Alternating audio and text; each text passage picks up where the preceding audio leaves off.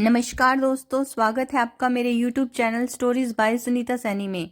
आज मैं आपके लिए एक शिक्षाप्रद कहानी लेकर आई हूँ जिसका शीर्षक है थप्पड़। तो चलो कहानी को शुरू करते हैं। रजनी अपने किसी रिश्तेदार की शादी में गई हुई थी। वहां सागर भी गया हुआ था। सागर को रजनी बहुत अच्छी लगी। वह 2 साल तक उसके घर वालों के पीछे पड़ा रहा शादी के लिए।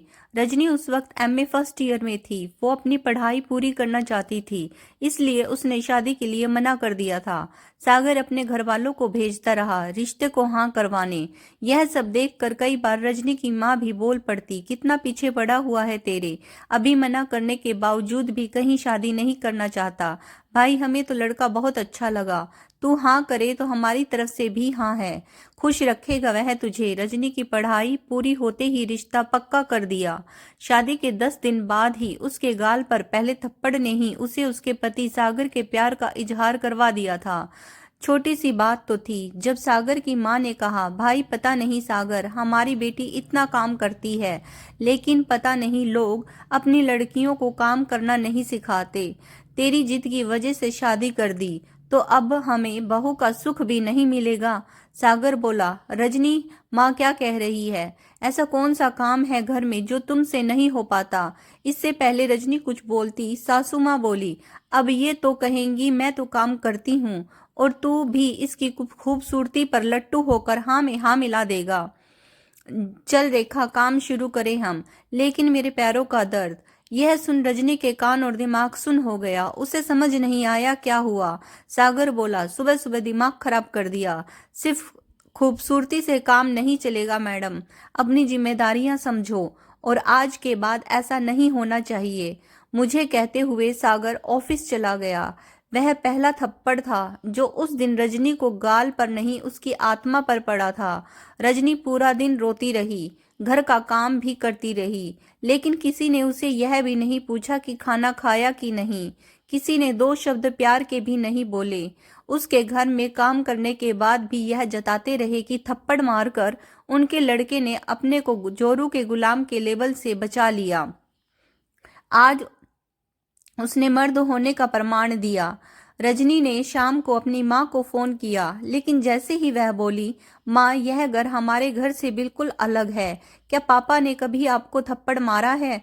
तभी वहां से माँ सक पकपाहट के साथ बोली, रजनी बेटा, यह सब छोटा मोटा तनाव हर घर में होता है। अभी नई नई गृहस्थी है, धीरे धीरे सब ठीक हो जाएगा। तेरे पापा का स्वभाव नरम है, लेकिन कहा सुनी तब भी हो जाती है। दामाद जी अच्छे हैं, गलती से हाथ उठा दिया होगा। बेटा थोड़ा सहन करना पड़ता है गृहस्थी के लिए। हमने तुम्हें डोली में भेजा है।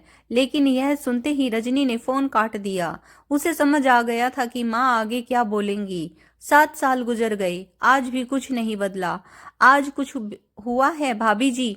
रानी, रजनी के काम वाली उससे पूछती है। कुछ नहीं हुआ, तुम अपना काम कर, रजनी कहते हुए रसोई से बाहर चली गई। उसकी आंखें लाल और सूजी हुई थी। उसने दुपट्टे से पल्ला रख के ढक रखा था। उसमें से उसके गालों पर पड़े निशान उसकी कहानी बयां कर रहे थे। उसका शरीर उसका साथ नहीं दे रहा था, जैसे थक गया हो। फिर भी उसने घरवालों का नाश्ता बनाया। रजनी सोफे पर बैठकर अपनी 5 साल की बेटी को एकटक देख रही थी, लेकिन आज उसकी आंखों के सामने अपनी बेटी की भी तस्वीर उभर रही थी। जब कल रात उसे पिटते देखकर उसकी बेटी रोते हुए कह रही थी, दादी आप पापा को बोलो ना, मम्मी को ना पीटे। बुआ आप चलो ना, पापा मम्मी को बहुत मार रहे हैं। फिर वह सागर से बोली, पापा प्लीज मम्मी को छोड़ दो। लेकिन सागर अपने गुस्से में कहाँ किसी की सुनता है। उसकी आंखों में आंसू आ गए और वह सिसक कर रोने लगी। तभी परी के छोटे छोटे हाथों ने उसे समेट लिया। माँ मत रो, जब मैं बड़ी हो जाऊंगी मैं पापा को बहुत डांट दूंगी। रजनी कुछ ही देर उसे गले लगाकर रोती रही, फिर अपने को संभालते हुए बोली, जाओ अपने कमरे में बैठकर पढ़ लो। परी के वहां से जाते ही रजनी अतीत की यादों में खो गई। कितने अरमान से रजनी की शादी उसके माँ बाप ने सागर के साथ की। 7 साल में उसे अब याद भी नहीं कि वह हर छोटी बात के लिए कितना पिटी। आज भी सागर वैसा ही है। किसी बात का सलूशन सिर्फ थप्पड़। 2-3 दिन बाद सॉरी बोल दिया, बाहर डिनर कर लिया, चलो तुम्हारी पसंद की ड्रेस लेते हैं। अरे यार ऑफिस का प्रेशर था, तुम तो जानती हो माँ को, वो तो ऐसी ही रहेंगी, लेकिन तुम तो समझदार हो।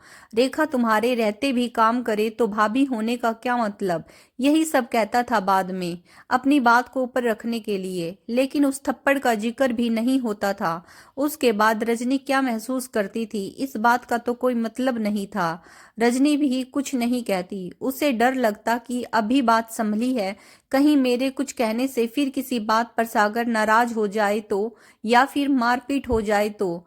लेकिन उस थप्पड़ की गूंज आज भी उसके कानों में गूंजती है। यह सब सोच ही रही थी कि आवाज आई, रजनी नाश्ता नहीं बना क्या, अभी भूख लग रही है।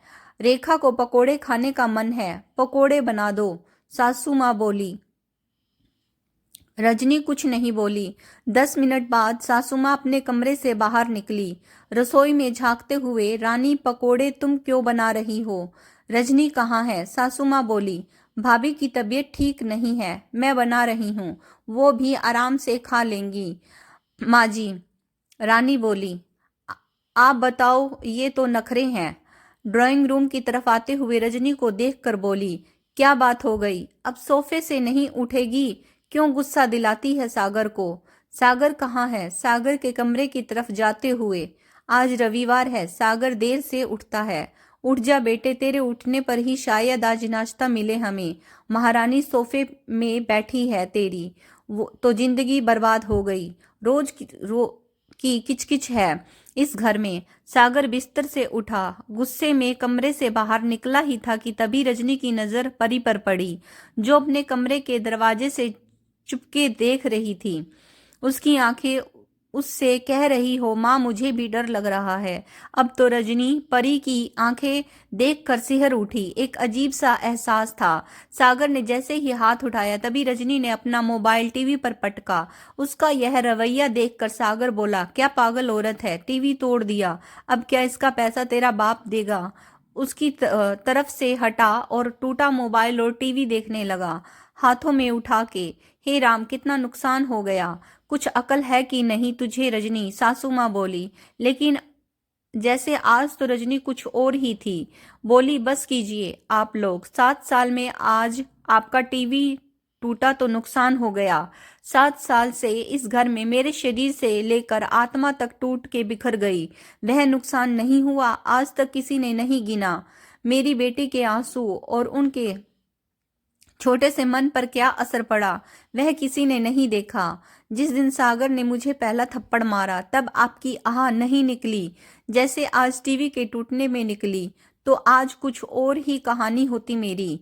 और सागर, तुमने जैसे इन टूटी हुई चीजों को देखा, वैसे एक जीते जागते इंसान का टूटना तुम कैसे नहीं देख पाए?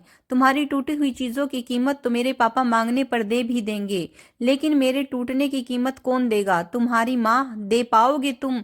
मेरी माँ ने कहा था धीरे धीरे सब ठीक हो जाएगा, और इसे ठीक होने का इंतजार 7 साल से करती रही। कितनी बेवकूफ थी मैं।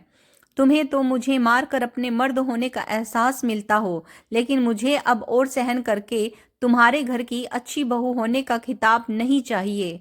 मैं अपनी बेटी के सामने अपने को कमजोर दिखाकर उसे कमजोर नहीं बना सकती। अगर अब मैंने सहन कर लिया तो कल तो परी भी किसी आदमी से पिटने को अपना भाग्य मान लेगी। ऐसा है, ज्यादा बोल रही है, निकल जाए इस घर से अभी। सागर बोला, मैं घर से निकल जाऊं क्यों? अगर मैं एक बार अपनी आवाज को बुलंद कर दूं तो तुम्हें इस घर से निकलना पड़ेगा। बाहर निकलने की देर है तो बोलो, मैं बाहर जाऊं, या तुम लोग अपनी गलतियों का पश्चाताप करोगे? और आज के बाद अगर किसी ने हाथ भी लगाया तो मजबूरन मुझे कानूनी अधिकार मांगने पड़ेंगे, शायद जो आप जैसे पढ़े लिखे समाज में शरीफ बनकर रहने वाले लोग नहीं चाहेंगे। रजनी बोली। सागर को रजनी का यह सब कहना अच्छा नहीं लगा। उसका मेल ईगो कैसे उसका बोलना बर्दाश्त करता। उसने रजनी का हाथ खींचा। सागर का दिमाग और कान सुन हो गए। जोर की एक आवाज से कमरा गूंज उठा। सास और ननद के मुंह से भी आवाज नहीं निकली। रजनी को देखकर आज तो सबका ईगो, जुबान, ताने सब शांत हो गए। रजनी ने आवाज लगाते हुए कहा, रानी पकोड़े ले आना, मेरे और परी के लिए, भूख लगी है। रजनी आज समझ चुकी थी कि अत्याचार करने वालों से ज्यादा उसको सहने वाला बुरा होता है। वह वैसे भी सब अच्छा करने के बाद भी एक बुरी बहू और बुरी पत्नी ही रही, लेकिन आज एक बुरी बहू बुरी पत्नी बनना उसे मंजूर था, लेकिन उसे एक बुरी माँ बनना मंजूर नहीं था, जो अपने लिए नहीं लड़ सकी। तो दोस्तों, आज की कहानी आपको कैसी लगी कमेंट्स करके जरूर बताइएगा। अगर आपको कहानी अच्छी लगी तो please like, share and subscribe my channel. धन्यवाद।